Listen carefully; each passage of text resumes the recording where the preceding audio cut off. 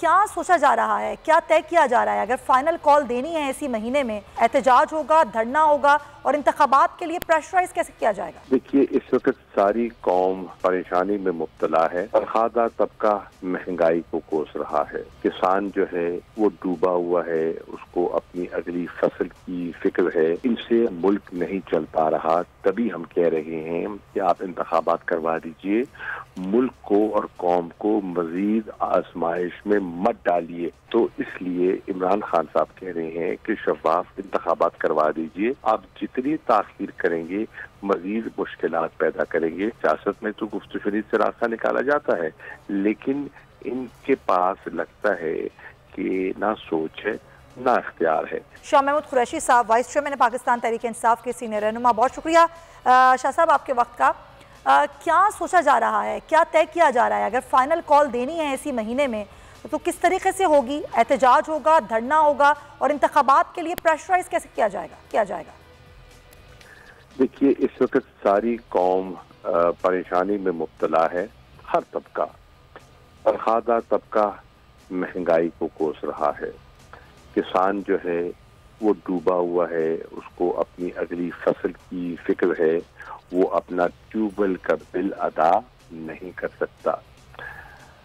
جو صنعت کار طبقہ ہے وہ ہاتھ پہ ہاتھ رکھے بیٹھا ہے، سرمایہ کاری نہیں ہو رہی، بے روزگاری میں اضافہ ہو رہا ہے اور ملک کی تمام صنعت جو ہے وہ 30% بلو کیپیسٹی چل رہی ہے۔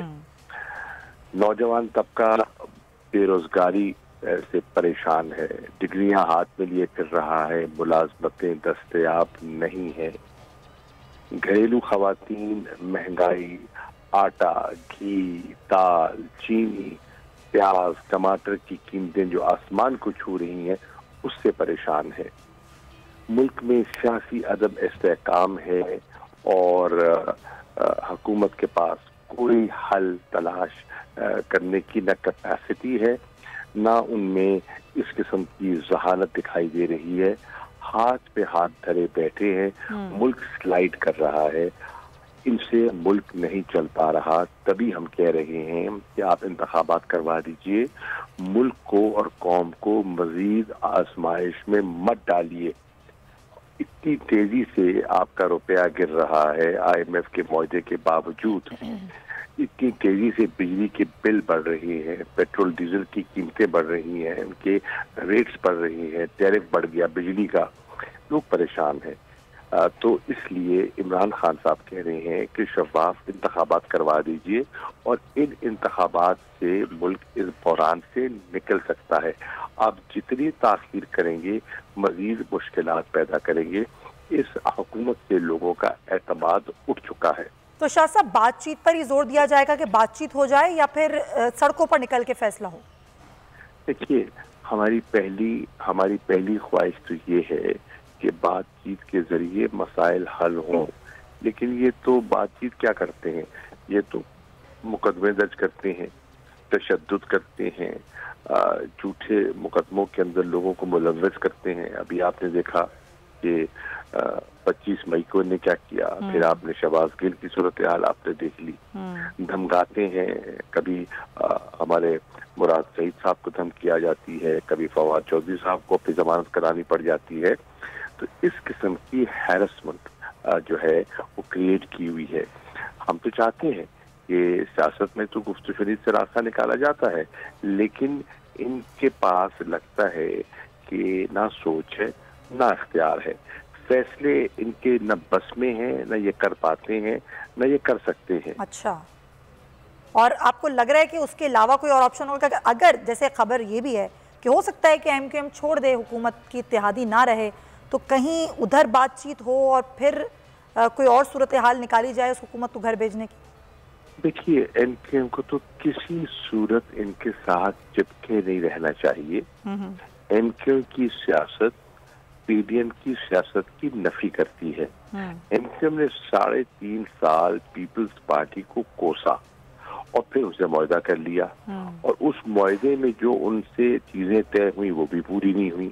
پھر ابھی میں سن رہا تھا آپ کے ابتدا میں جو آپ کا انٹرو تھا کہ وہ آپ کہہ رہے ہیں ہمیں لاشیں اٹھانی پڑ رہی ہیں، تو کون کہہ رہا ہے کہ آپ کرسی کو چپکے رہیں؟ آپ دیانتداری سے فیصلہ کریں، اور پیپلز پارٹی کے ساتھ آپ نہیں چل سکتے، پی ڈی ایم کے ساتھ آپ نہیں چل سکتے، تو آپ علیحدگی اختیار کریں۔ چند ووٹوں کی تو ان کی اکثریت ہے، ایم کیو ایم اور دیگر جماعتیں اگر صحیح فیصلہ کر لیتی ہیں تو شہباز شریف حکومت ٹھہر ہی نہیں سکتی۔